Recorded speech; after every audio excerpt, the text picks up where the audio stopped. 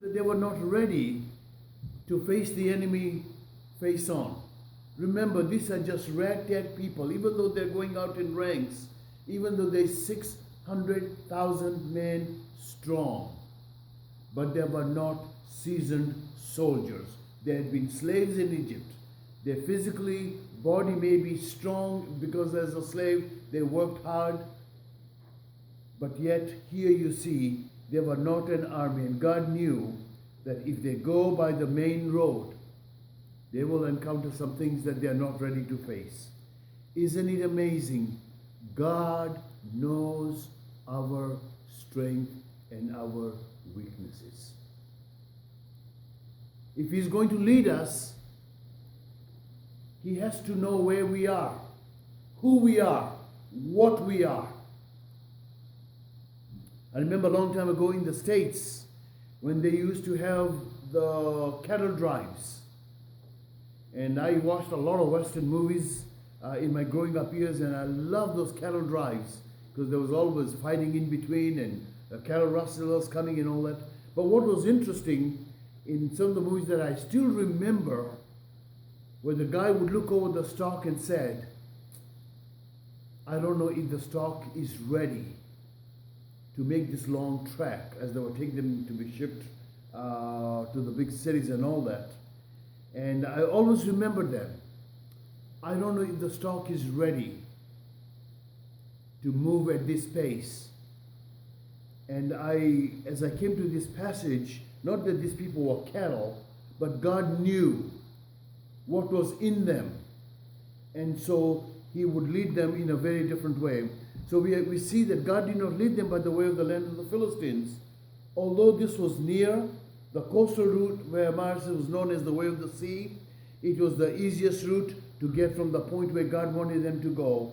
But God chose not to let them through that way. You see, God has not brought us to Him, which, being God, He might have been able to. But I don't think so. He has led us to Him.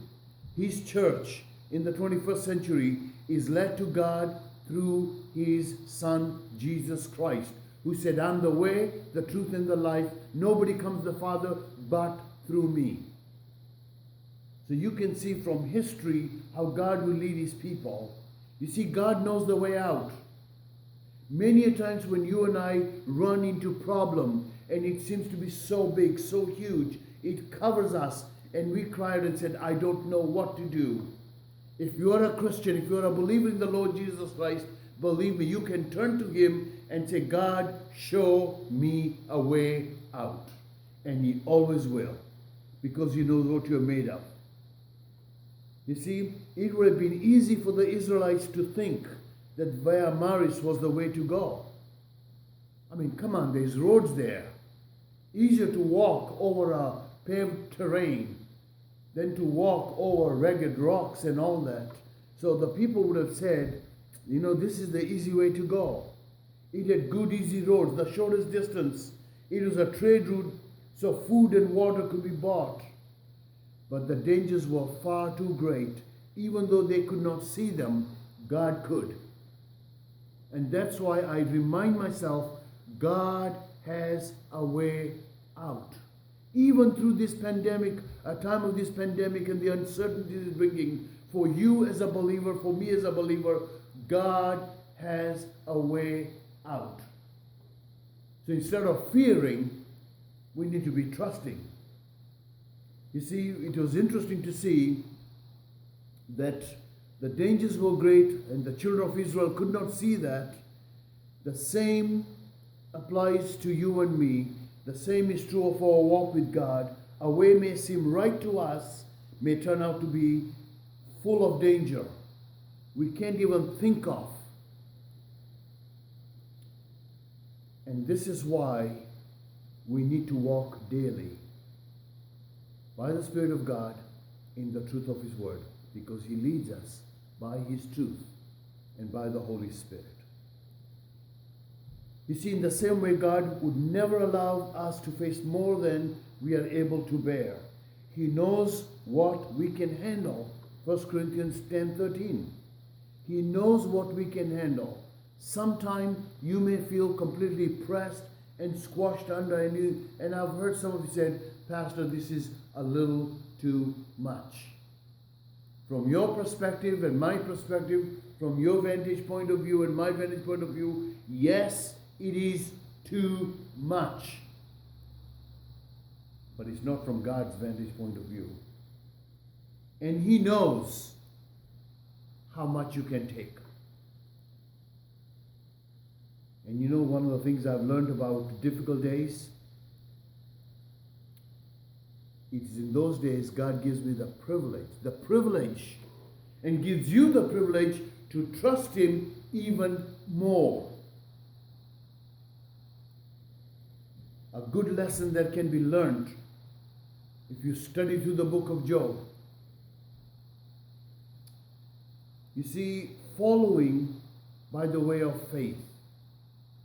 We saw God did not lead them by the way of the Philistines, by the way of the wilderness of the Red Sea. The Red Sea first mentioned here is not the huge expanse of the Red Sea, some 100 miles wide, but the western finger of the Red Sea that extends up unto the border areas of Egypt, the modern day Gulf of Suez. So you see, even they're walking out of the land of Egypt. Instead of taking the easy way out, they will have to take and walk by faith, trusting God each step of the way, led by the everlasting God. Secondly, we see God leads them by the way in a less expected by the wilderness. Leads them out in the way, less expected by the wilderness.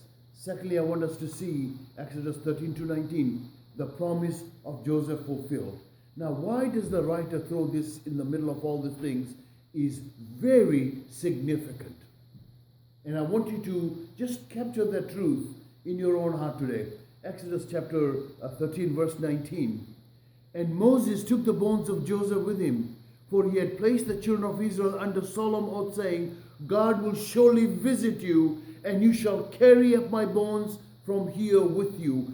This is 430 years they've been in the land of Egypt. But Joseph made them gave them this statue that when you leave this place, when God takes you out of this place, you take my bones with you.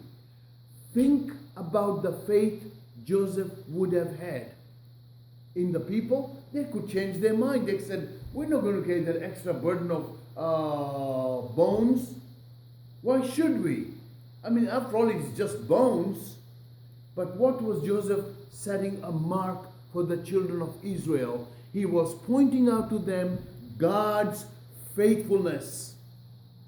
Because Joseph understood in the land of Egypt, even though he never got an opportunity to go back to his homeland and dwell there, in the land of Egypt, he knew that's where God had placed him, and God had a mission for him there, and he accomplished that mission, and he died at the mission post.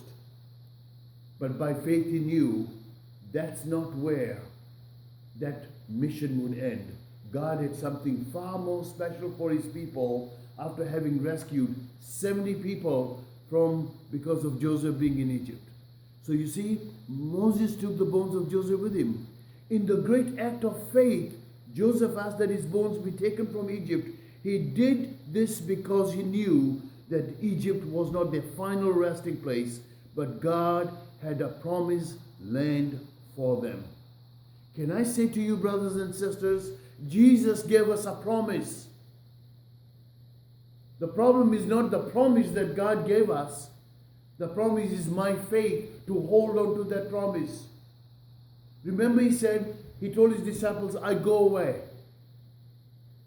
But after a time, I will come again for you, that where I am, there you will be with me also. And as a church during difficult days, during the pandemic and all that, we can forget what God is preparing you and me for. He's preparing you and me to be with Him. But guess what we do? We try to preserve our little life out of fear of everything around us. Can I say to you, turn to faith instead of fear. Now, the faith does not mean become stupid and do all the wrong things to show that you have faith. Faith means continually trusting in the one who gave us the promise. And here, from the life of Joseph, it's very clear God, by faith of Joseph and the children of Israel, Joseph's bone is going to end up in the promised land. Very interesting concept. The final resting place that God had promised a land for them.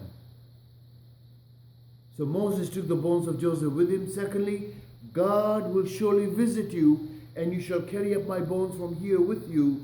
Genesis chapter 50, verses 25 to 26. Says specifically that Joseph was never buried. His coffin was laid above ground for 400 years or so, years until it was taken back to Canaan. It was a silent witness all those years that Israel was going back to the promised land, just as God had said. Now the promise was being fulfilled. And as God would fulfill that promise and Joseph's bone would go to the promised land, can I say to you, one day you and I, as believing Christians, will be delivered from the domain of darkness to the domain of light, to be with the Lord forever. That's why the study of the last days, eschatology, is so vital and so important to remind you and me from God's truth that this is just waiting at a bus stop for you and me. This is just like waiting at the airport. You don't start building monuments and big things at the bus stop or at the airports. You know you're just there for a time, for a moment. And when they announce for your flight, getting ready, you get your boarding pass and you're out of there. And the same thing at the bus stop. But you see, some of us are so in love with this world and the things of this world. Yes, we claim we are Christians, but the things of this world matter so much more to us. And we have started building great monuments at the bus stop and at the airport. Be careful, because when the announcement is made for you to board the plane, you better be light in travel. So we saw God leads them out of the way, less expected, by the wilderness. Secondly, we see the promise of Joseph fulfilled. Thirdly, Israel led by the cloud by day and the fire by night. That must have been phenomenal. When God moves us, He moves us fast and furious. And this is just not the movie that we have seen, or one time they used to be Fast and Furious on television, almost a show. But can I say to you, when God does it, He does it in a grand style. Look at what the verse tells us, verses 20 to 22. So they took the journey from Succoth and camped at Etham at the edge of the wilderness. And the Lord went before them by the day in a pillar of cloud to lead the way, and by night in the pillar of fire to give them light,